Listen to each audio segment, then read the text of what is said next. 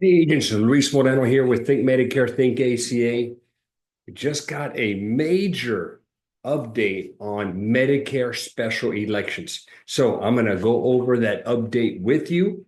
And also, I'm going to go over what elections, when we're dealing with Medicare, that we can utilize. There's a lot of agents that are out there working right now, and they find a way to get in front of a client. Maybe they're buying leads, they're sending direct mail, and they get in front of an agent, and then they're like, what SCP can I use to get them in? It can literally shut you down on submitting an application. So you got to know, okay, what SCPs you can utilize at this time. So I'm going to try to give you the most common ones. There's a bunch of them out there, but I'm going to give you the common ones that I use in my business. Guys, but before I do that, please comment, like, and subscribe.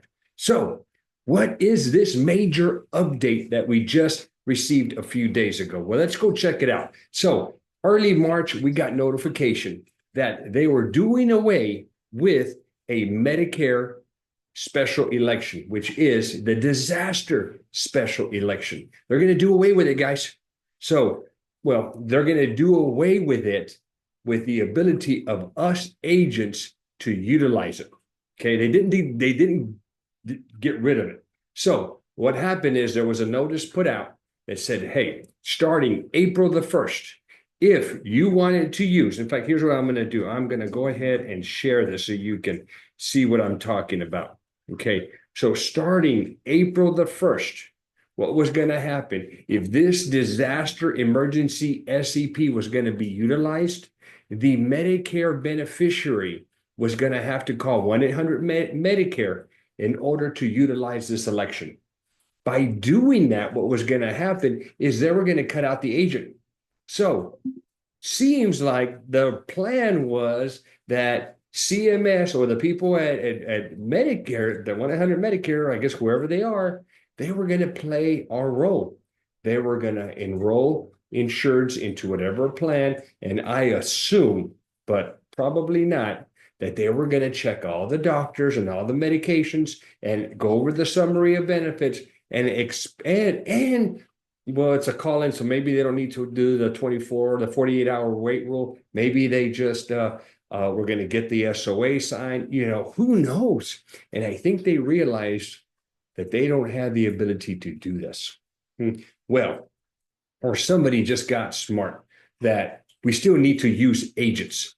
All right. So with that being said, guys, check this out. So, guys, I've got a community of ACA and Medicare agents that we're putting together. 25 years in business is what I'm going to be sharing with you.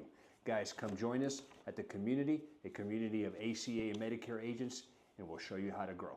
Here is the memo. Okay. The memo came out, I guess it wasn't put out December. Well, anyway, I just got the notice here. Okay, so I take that back. So this notice that you're seeing right here is the notice telling you that, or telling us agents that this was what was going to happen. All right, let me go find. I thought this was the new notice. Okay, give me 1 minute. Let me go find the new notice. I do have that ready right here. Okay, give me a minute here. All right, here we go. Man, sometimes I lose my mind. I'm like, what? This thing just came out a couple of weeks ago. All right, here we go. Now sharing the one that I'm going to put out for you. Now, check it out. We have a withdrawal of that memo announcing the change of the use of that SCP. So the memo that came out on December the 3rd saying that they were now going to have to utilize or call 1-800-Medicare to use that SCP, it's been withdrawn. So guys, we got it back. Okay, now here's the deal with this SCP, and this is probably why they were getting rid of it. Okay, so just kind of, the rules behind the ability to use that SCP election. So technically the way it is, and I know us agents, I know what we do, we just literally just use the SCP, but the way it's designed was the Medicare beneficiary had an election, whatever it was. But because of this disaster that happened, a hurricane, a fire, a flood, a drought, whatever they determined is that disaster in that county, the Medicare beneficiary was unable to enroll with that election. Okay, maybe there was a fire. Okay, whatever, their house burned down. Maybe they couldn't get to an agent. Whatever the reason was, they could not use that election. So now the disaster allows them to utilize that election that they would have been able to use. Makes sense? But I know what agents do. They just wildly use that disaster SEP and they enroll people. All right. So this video is being sponsored by Agent CRM. Agent CRM is a CRM that I use for my agency for every line of business: auto, home, life, commercial, Medicare, and ACA. It should be the CRM that you use too. Click up here to get some more information. Just know that. Okay, no. So the question is, and I had Agent Luis, can you kind of come up with something and tell me what elections can I utilize? Okay, so I'm going to go at these very, very quickly. So obvious one, turning 65. IEP. Did you know there was an IEP 2? I bet you didn't. IEP 2 is, let's say you have an individual who had disability. They had it for 2 years and they enrolled them in Medicare and they had an MA plan or whatever before they turned 65. Now they turn 65. Well, they get an IEP 2. All right. So you can write them up again, switch them, whatever. All right. How about OEP? We got OEP right now. I'm making this video March 2025. We have until the end of March to utilize OEP. All right. Open enrollment. Now, there's an OEP newly eligible. So let's just say that you get somebody who utilizes the IEP in June of 2025. Okay. They get their own 3-month OEP. Let's say they enrolled in the plan. They're like, not a good choice. I don't like it for whatever reason. Well, they have their own special OEP newly eligible. All right. There's relocation. Okay. Somebody moves zip codes. Okay. It can't be I'm moving from apartment A to apartment B. It's got to be they're moving zip codes. That movement, that relocation is an SEP. You can utilize 5-star if you have a 5-star plan in your area. You can utilize chronic. Okay. A chronic plan. Okay. Question I get with chronic plans is, Reese, does high blood pressure count? Does cancer count? I'm like, here's what you had to do, agents. If you have a chronic plan in your area, you got to study what chronic conditions that plan uses to count as a chronic condition. Okay. Open up the SOB, the summary of benefits. Open it up and it'll clearly tell you what conditions count. All right. The most common one is diabetes. Okay. And then there's congestive heart failure, cardiovascular conditions. And there's some other ones, but the one that I utilize the most is diabetes. Okay. Now the one, how about Medicaid? All right. So some states are hidey-fighty states, some are not.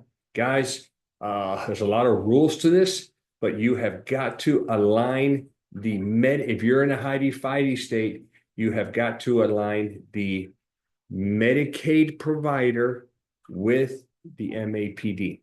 So if Medicaid is being administered by Molina, you got to put them into a Molina MAPD. You want to know everything about ACA or Medicare?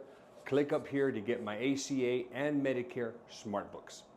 Good or bad, okay? Maybe the United MAPD or the DSNP is really, really good, more doctors, whatever. You're not going to be able to do it. They have to align, and they're doing this for coordination of benefits. It is what it is, guys, all right? I'm trying to think of here what other SCPs. I think that's pretty much it. Those are the ones that I commonly use. Now, I do have a smart book, okay? I have updated this smart book for 2025. I have bunch of stuff in there, guys. I got those SCPs memorized, okay, but there's a lot more to them. This is not all encompassing. I can't think of all of them, but when I'm in front of a client and I'm kind of stuck, I always go to my Medicare smart book. I also have one for ACA. So if you want to get that smart book, that is a one-time purchase, guys, and I update it every single year. I just updated it in February with the new Medicare saving program numbers. Okay, I got those numbers in there. I got LIS numbers. Got all that. Speaking of LIS, we can no longer utilize the LIS special election. It is gone. It is off the table. There is still LIS. So Medicare beneficiaries can still qualify for LIS, which is the extra help with prescription drugs. But we as agents can no longer utilize that SEP to enroll them. Okay. I think that's it. Okay. There's more. Check the Medicare Smart Book out. It's down there below. I've also got an ACA 101 class. Okay. You want to do ACA? Maybe you want to join me for ACA, come do that. And then I've got the best CRM in the world, okay, in the universe, Agent CRM.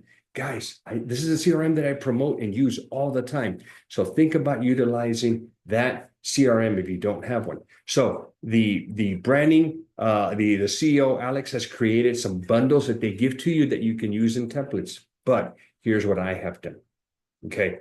What I have done is the workflows I have generated, I've created them for my agency, for ACA, for Medicare, life insurance, auto insurance, home insurance, commercial, life, dental, vision. We utilize the CRM. I created my own workflows. You get access to them, and they're going to be ready to go. Okay, the agent CRM has been updated, but they are ready to go. And I am right now actively working on taking all of my workflows. I'm calling them the old ones, the 1.0. We are making a 2.0 version. Okay, really the only difference is I felt that my 1.0 were flat, kind of nothing exciting. And now we've changed some of the wording. We've added some emojis just to make them less flat, to make them a little more punchier, a little more powerful, make it, impact. So we've done that. So if you want to take advantage of the CRM, guys, I have the link down below. Hit me up on it. And finally, guys, don't forget to like, comment down below, and please subscribe to the channel. Thank you, guys.